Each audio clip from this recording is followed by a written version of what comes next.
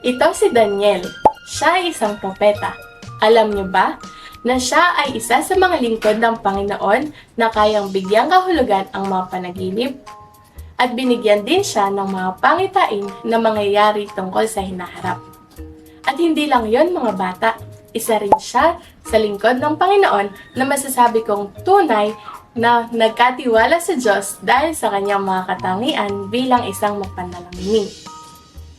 At ngayon, para sa ating kwento, malalaman natin ang ilan sa kanyang mga inilapit o ipinanalangin sa Panginoon. Kapayapaan mga bata, isang mapagpalang araw sa inyo. Tara na!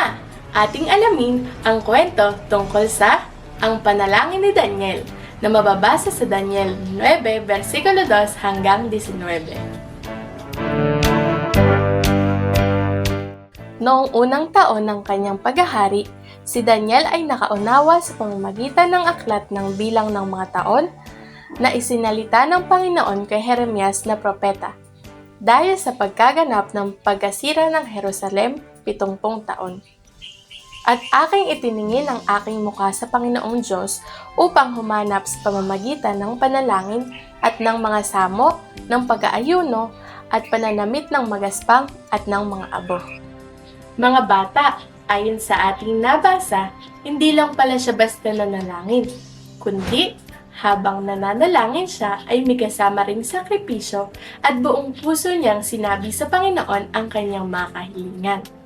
Kaya, makinig tayong mabuti at ating sisimulan ang pagbasa ng kwento tungkol sa mga ipinanalangin ni Daniel sa Panginoon. At ako'y nanalangin sa Panginoon kong Diyos, at ako'y nagpahayag ng kasalanan, at nagsabi, O Panginoon, Diyos na dakila, kami ay nagkasala. Hindi kami nakinig sa iyong mga lingkod na mga propeta, na nangagsalita sa iyong pangalan sa aming mga hari, sa aming mga prinsipe at sa aming mga magulang at sa buong bayan ng lupain. Kami ay nararapat sa kaparusahan dahil sa hindi namin pagsunod sa iyong mga utos na ipinarating sa amin sa pamamagitan ng mga propeta. Dahil dito, natupad ang iyong mga sinalita sa kasamaang aming sasapitin na nasulat sa kautusan ni Moises. Ikaw ay matuwid sa lahat mong gawa, ngunit kami ay nasumpungan pa rin sa mga pagkakasala. Ang bayang Israel ay inilabas mo mula sa Ehipto, pero sa kabila nito, kami ay patuloy na nagkakasala sa iyo.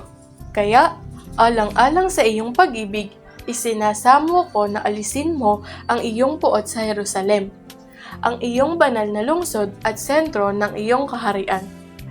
Dahil sa kasamaan namin at ng aming mga magulang, kami na lamang ay ang pinag-uusapan ng mga nakapaligid sa amin. Dahil dito, aming Diyos, digin mo ang samo at daing ng iyong alipin para na rin sa iyong pangalan. Lingapin mo ang iyong templo na ngayon ay wasak at napababayaan.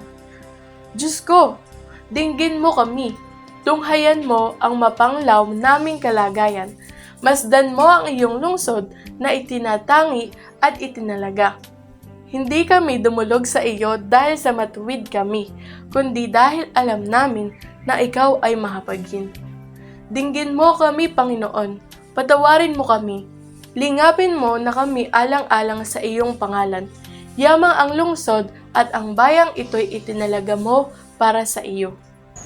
Mga bata, sa kwento na ating nabasa at napakinggan, talagang makikita natin ang kababaan ng puso ni Daniel sa harapan ng Panginoon. At hindi lang iyon, kundi nakita rin natin ang malasakit niya sa mga tao sa Jerusalem. Inilapit niya sa Panginoon ang kanilang mga kasalanan para lamang mapatawad ang mga ito. Tunay ngang may mabuting puso ang isang propeta na si Daniel. Sana ay maging kagaya natin siya mga bata. Halimbawa, kapag may mga taong nanakit o gumawa sa atin ng masama, kaysa gantihan natin ng masama, ay ipanalangin na lang natin sila na maging mabuting kapwa-tao sa kahit kanino man. Kagaya ni Daniel, na inilapit na lamang niya sa Panginoon ang mga kasamaan ng mga tao na siya ay nagpakumbaba. At dito nagtatapos ang ating kwento ng ang panalangin ni Daniel. Sana ay nagustuhan nyo ang kwento. Mga bata, si Daniel ay isang mapanalanginin sa Panginoon at siya ang umako ng paghingi ng tawad sa mga pagkakasala ng maraming mga tao sa bayan ng Jerusalem, lalo na sa mga tao na hindi sumunod sa mga utos ng Diyos. Ang mga sumusunod ay ang mga aral na dapat nating matutunan. Una, paghingi ng tawad sa Panginoon. Ang paghingi ng tawad sa Panginoon o kahit sa kanino man na nagawa natin ng masama ay isa sa mahalagang katangian ng isang batang pamana.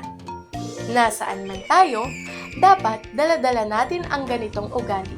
Halimbawa, sa loob ng tahanan, mahalaga na humingi tayo ng tawad lalo na kung sumaway tayo kina mama at papa. Sa loob ng paaralan, kapag tayo ay nakasakit ng ating mga kaklase, dapat humingi din tayo ng tawad at sabihin na hindi na iyon mauulit. Be kind sa ating mga kaklase. Sa loob ng iglesia, kung may kapwa pamana tayo na nasaktan natin, gaya ng muling pagpapaalala sa atin, maging mapagkumbaba o humingi tayo ng tawad sa mga taong nasaktan natin, lalo na sa harapan ng Panginoon sa paraan ng pananalangin. Kaya mga bata, palagi nating tatandaan na ilagay sa ating mga puso ang palaging paghingi ng tawad o sorry. Mga bata, halina at samahan niyo naman ako para sa ating activity sa araw na ito. Bibigyan kayo ng inyong pamana teacher ng 3 papel. Isulat nyo o i-drawing sa papel ang ilang di mabubuting gawa na nagawa mo na nais mong ihingi ng tawad sa Panginoon. Bibigyan ko kayo ng ilang minuto para gawin ito. Okay ba? Okay na ba mga bata? May inihandang trash bin o basurahan ang inyong pamana teacher kung saan natin itatapon ang mga di mabuti nating nagawa. Tawagin natin itong our sorry bin.